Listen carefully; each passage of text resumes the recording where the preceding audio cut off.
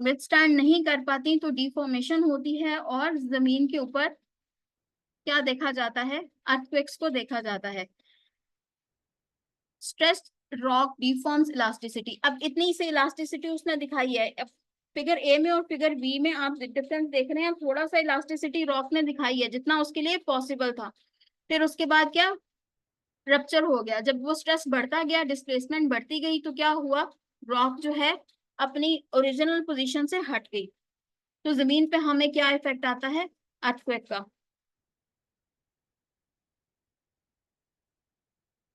कहता अर्थक्वेक जो है ना, एक एक पॉइंट के ऊपर नहीं होता। एक आप ये नहीं कह सकते कि भाई इस एक स्पेसिफिक पॉइंट के ऊपर जलजला आया है। स्पेसिफिक पॉइंट के ऊपर जलजला नहीं आता, एक एरिया के ऊपर जलजला आता है। लाहौर के किसी एक खास हिस्से पे जलजला नहीं आएगा, लाहौर और उसके गिरदोनवा में जलजले के झटके महसूस किए गए, इस तरह की स्टेटमेंट्स हम सुनते हैं। तो ये साइंस से, जियोलॉजी से हमें ये पता चलता है कि एक स्पेसिफिक पॉइंट पे अर्थक्वेक नहीं आता, ये ऐसा एक एरिया पे होने वाला एक हैपनिंग है।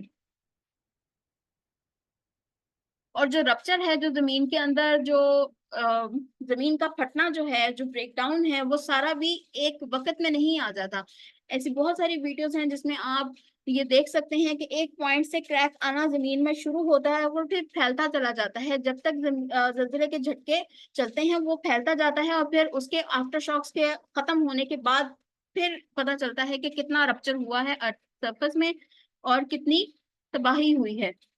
तो रप्चर भी जो है वो एकदम ऐसा नहीं है कि जलजला आया और एकदम सारी जमीन फट गई, एकदम नहीं फटती। बिल्कुल वैसे जैसे साइंस के प्रिंसिपल है कि हीट जो है वो ट्रांसफर होती है एक मॉलिक्यूल से दूसरे मॉलिक्यूल में। आपने एक मेटल की एक रॉड लें, उसको एक साइड से गर्म करना शुरू करें, दूसरी साइड से अपने हाथ में रखें, तो उसको जिस साइड से आप गर्म कर रहे हैं, जिस साइड से आपने उसे फ्लेम पे रखा है या हीट कांटेक्ट दिया है, वहां से फौरन जो है वो आपके हाथ तक हीट नहीं आ जाएगी। उसे उस हीट को आपके हाथ तक ट्रेवल करने के लिए थोड़ा सा टाइम लगेगा, क्योंकि उस हीट ने मॉलिक्यूल टू मॉलिक्यूल जिस एंड को आप हीट कर रहे हैं वहां से ट्रांसफर होना है और फिर आपके हाथ में जो एंड है वहां तक आना है। बिल्कुल वैसे अर्थक्वेक्स का भी यही मैकेनिज्म है कि जो उसमें रप्चर आता है वो एक पॉइंट पे फौरन नहीं आ जाता, एकदम सारी नहीं फट जाती। वो एक पॉइंट से रप्चर आना शुरू होता है और फिर उसके मैग्नीट्यूड के अकॉर्डिंग इसके एक्सटेंट होती है कि कहाँ तक जमीन जो है वो फटती है।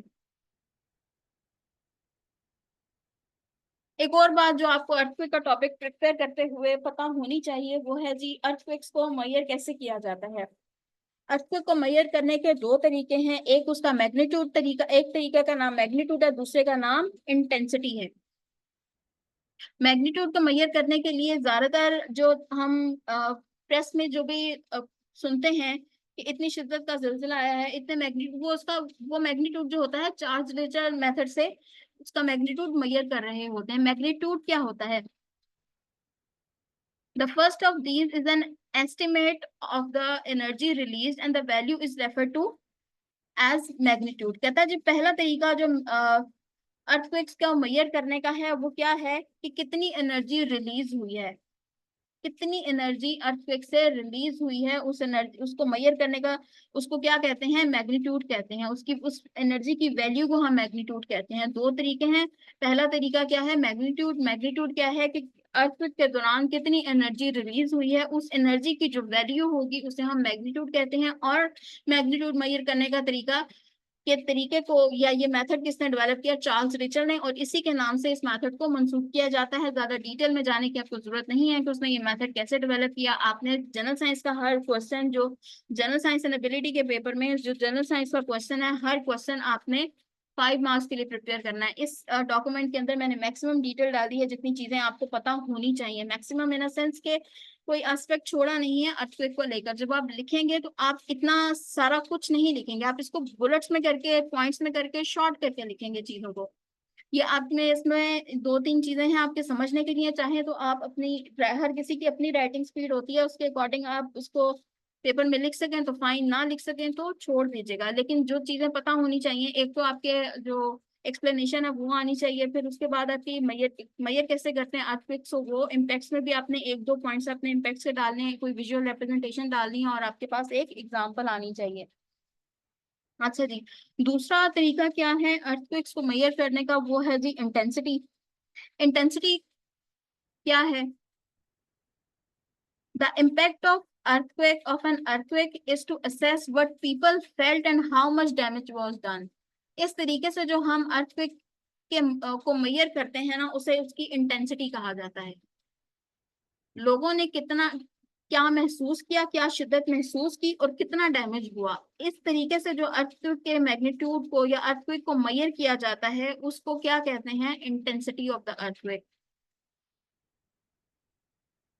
एक बात, ये मैंने इटैलिक में जो किया है, ये चीज आपने लिखनी नहीं है, ये सिर्फ समझनी है। Intensity values are assign to locations. Locations को असाइन की जाती है, स्पेसिफिक एरियाज को नहीं मिलती, एक लोकेशन को मिलती है। जैसे कि एक जगह पे जलजिला की अगर ओरिजिन है अफगानिस्तान, ठीक, केपी में उसकी इंटेंसिटी और होगी, केपी में उसकी शिद्दत और होगी, पंजाब में उसकी शिद्दत और होगी, और सिंधिया बलोचिस्तान वाले एरियाज में उसकी शिद्दत और होगी। तो शिद्दत के हिसाब, लोकेशंस के हिसाब से इसको, इसकी इंटेंसिटी असाइन की जाती है जब हम इस तरीके से मेजर करते हैं अर्थक्वेक के वैल्यू को। अच्छा जी, impacts of earthquake.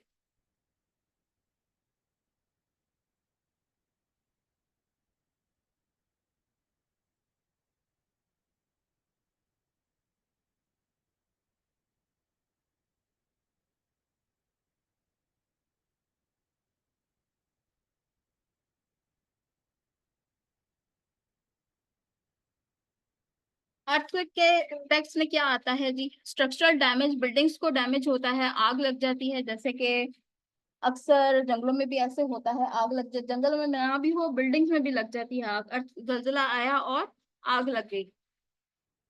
Bridges damage हो जाते हैं, highways, pipelines, electrical transmission lines, ये चीजें जो हैं डैमेज हो जाती हैं, यहाँ पे नुकसान देखा जाता है। तो ये सारे क्या हैं? अर्थक्वेक्स के इम्पैक्ट्स हैं। इम्पैक्ट्स भी आपने इसके अंदर लिखने हैं। कहता है ज्यादातर जो इम्पैक्ट्स की टाइप है ना, वो डिपेंड करता है कि कितने डिग्री का, the types of impact depends to a large degree on where the earthquake is located। Impact की अब किस चीज पे बेस करता है कि अर्थक्वेक कहाँ पर, ज्यादा अर्थक्वेक कहाँ पर आया, किस एरिया में आया, कैसे। अगर तो ज्यादा आबादी वाले एरिया में आएगा तो जाहिर सी बात है कि वहां पे डैमेज ज्यादा होगा, अगर कम आबादी वाले एरिया में आएगा तो जाहिर सी बात है कि वहां पे डैमेज कम होगा। क्यों? क्योंकि वहां पे आबादी नहीं है, वहां पे डैमेज होने वाली चीजें ज्यादा नहीं है। तो जितनी गुंजान आबादी वाले इलाकों में अर्थक्वेक आएगा, वहां पे उतना ज्यादा डैमेज होगा।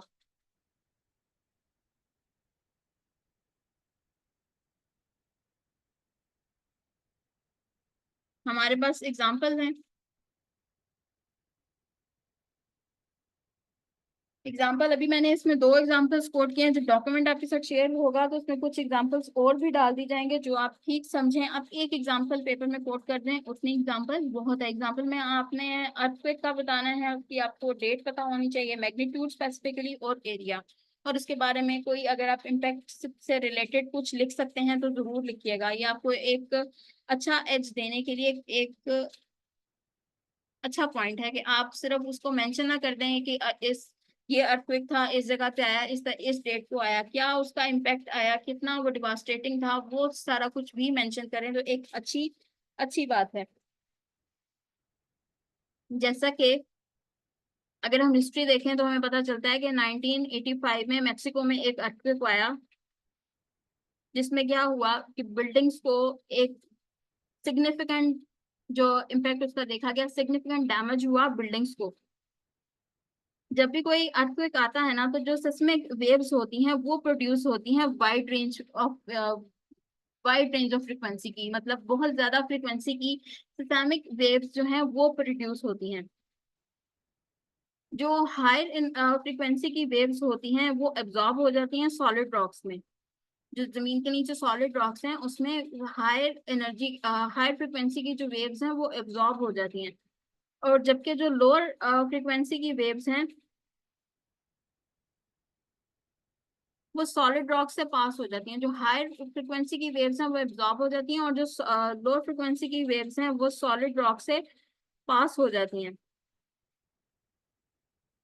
लेकिन वो क्या करती हैं, पास होने के बाद क्या करती हैं, सॉफ्ट सेडिमेंट्स को क्या कर देती हैं, एम्पलीफाई कर देती हैं। लेकिन क्या करती हैं, अब्जॉर्ब, हाई फ्रिक्वेंसी की अब्जॉर्ब होती हैं, लो फ्रिक्वेंसी की ट्रेवल करती हैं, और वो इंटेंसिफाई एम्पलीफाई कर देती हैं डैमेज को, जो डैमेज हम जमीन के ऊपर देखते हैं। और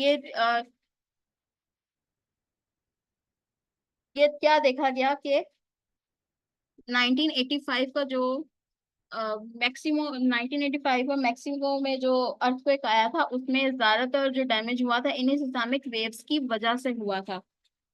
हमारे पास जो है अब एग्जांपल है जी, कश्मीर में जो अर्थक्वेक आया पाकिस्तान में 8 अक्टूबर 2005 को, मैग्नीट्यूड था उसका 7.5। लोकेशन था पाकिस्तान एडमिनिस्ट्रेड कश्मीर। इम्पैक्ट क्या आया, 86,000 पीपल जो थे वो मारे गए, with wide spread destruction in northern Pakistan including cities like Muzaffarabad and part of India. This was one of the most devastating earthquakes in the South Asian history. अभी तक के जितने जल्जले आ चुके हैं उन सब में ये सबसे ज्यादा साउथ एशियन हिस्ट्री का सबसे ज्यादा डिवास्टेटिंग अर्थक्वेक था। दूसरा था हेटी अर्थक्वेक, जनवरी 12 2010, मैग्नीट्यूड था 7। The earthquake caused catastrophic damage, killing over 200,000 people, leaving 1.5 million homeless. 200,000 लोग इसमें मारे गए, कोई 1.5 लाख के करीब, 15 लाख के करीब लोग जो थे होमलेस हुए। इंफ्रास्ट्रक्चर को एक ठीक ठाक डैमेज हुआ इस वाले अर्थक्वेक में। तो ये दो एग्जांपल्स मैंने डाली हैं, जब डॉक्यूमेंट शेयर करेंगे तो इंशाल्लाह ताला आपके साथ और भी एग्जांपल्स होंगी, जो आपको ठीक लगें या आसान लगें वो एग्जांपल्स आप कोट कर सकते हैं पेपर में। ये नेक्स्ट ये डाला है मैंने, इसमें आप प्लेट बाउंड्रीज के बारे में पढ़ सकते हैं। प्लेट बाउंड्रीज की 3 टाइप्स हैं, divergent boundaries, convergent boundaries and transform boundaries. ये आपके टॉपिक का हिस्सा नहीं है, सिर्फ अंडरस्टैंडिंग के लिए है, ठीक है। डाइवर्जेंट बाउंड्रीज वो बाउंड्रीज होती हैं जहाँ पे दो टेक्टोनिक प्लेट्स मूव करती हैं, move apart from each other. जहाँ पे दो टेक्टोनिक प्लेट्स एक दूसरे से दूर मूव करें, वो क्या है, डाइवर्जेंट बाउंड्रीज हैं हमारी। कन्वर्जेंट बाउंड्रीज क्या क्या होती हैं, where two tectonic plates move towards each other. Divergent और कन्वर्जेंट के मीनिंग्स भी इसी तरह हैं, जहाँ पे दो टेक्टोनिक प्लेट्स एक दूसरे की तरफ मूव करेंगी तो क्या है, कन्वर्जेंट बाउंड्रीज बनती हैं। कन्वर्जेंट बाउंड्री के एग्जैक्ट बाउंड्री के ऊपर या फॉल्ट लाइन के ऊपर अर्थक्वेक नहीं आता। अर्थक्वेक जो है नियर टू बाउंड्रीज और नियर टू फॉल्ट लाइंस आता है। फिर ट्रांसफॉर्म बाउंड्रीज हैं, where two tectonic plates slide past each other horizontally। जब दो टेक्टोनिक प्लेट्स एक दूसरे के ऊपर से रगड़ खाती हैं, हॉरिजॉन्टली एक दूसरे के ऊपर से रगड़ खाती हैं, तो वो ट्रांसफॉर्म बाउंड्रीज होती हैं। ज्यादातर जल्जले जो आते हैं वो ट्रांसफॉर्म बाउंड्रीज के पे आते हैं या ट्रांसफॉर्म बाउंड्रीज के करीब आते हैं। यानी क्या, कि जो प्लेट्स हैं वो एक दूसरे के ऊपर से रगड़ती हुई गुजरती हैं तो जल्जले आते हैं। रॉक्स जो है वो एक दूसरे एक ही रॉक के ऊपर फिर स्ट्रेस आता है और डिफॉर्मेशन होती है। ये था जी आज का हमारा अर्थक्वेक्स के ऊपर lecture. That's all from my side. आज हमारी टॉपिक को लेकर पहली क्लास थी, तो टॉपिक को मैंने थोड़ा शॉर्ट रखा है, एक ही टॉपिक किया है। नेक्स्ट टाइम हम एक टॉपिक नहीं करेंगे, एक से ज्यादा टॉपिक करेंगे। इसके अंदर जितनी चीजें हैं ये आपको फिलहाल कॉम्प्रिहेंसिव है लेक्चर हर तरह से। आप इसमें कुछ ऐड करना चाहें तो वो आपकी मर्जी है, लेकिन मेरी तरफ से यही रिकमेंडेड है। इतना सारा मटेरियल भी आप 5 मार्क के क्वेश्चन में, और 5 मार्क्स का क्वेश्चन है, अटेम्प्ट करने के लिए आपके पास 6 to 7 मार्क्स होंगे। जब आप टाइम एलोकेट करेंगे अपने पेपर के सारे क्वेश्चंस को, तो 6 से 7 मिनट के अंदर इतना डाटा लिखने के लिए बहुत ज्यादा है या काफी है। ये सारा भी आप नहीं लिख पाएंगे, इसलिए इसमें कुछ चीजें आपके समझने के लिए हैं। जैसे कि ये जो इंजीनियरिंग प्रिंसिपल था, इसको मेंशन कर दीजिएगा 1 से 2 पॉइंट्स के अंदर। ये आपको एक अच्छा एज देगा, क्योंकि थोड़ी सी साइंटिफिक बात है। आपकी अंडरस्टैंडिंग, इससे एग्जामिनर को पता चलेगा कि आपको एक अच्छी अंडरस्टैंडिंग है प्रोसेस ऑफ, या इसके अर्थक्वेक के प्रोसेस थे कि अर्थक्वेक होता कैसे है। या तो ये चीज मेंशन कर दीजिएगा, या मैंने जो मैक्सिको वाले अर्थक्वेक को लेकर आपको सिस्मिक वेव्स का अभी बताया है, या उसको मेंशन कर दीजिएगा। कोई एक साइंटिफिक नेचर की बात जो है आपके एग्जाम में नजर आनी चाहिए साइंस के पेपर में। बाकी डायग्राम है ये बनाइएगा, ये या कोई और रिप्रेजेंटेशन जिससे आप डिफॉर्मेशन ऑफ रॉक्स को रिप्रेजेंट कर सकें, वो डायग्राम जरूर बनाइएगा।